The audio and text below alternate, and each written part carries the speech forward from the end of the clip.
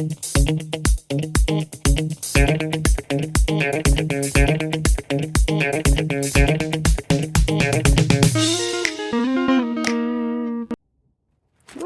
hi. Yeah, today there is a little bit of a perspective change happening, because sometimes the answers are in the details, you know. Will it be the case for the next question? Let's see.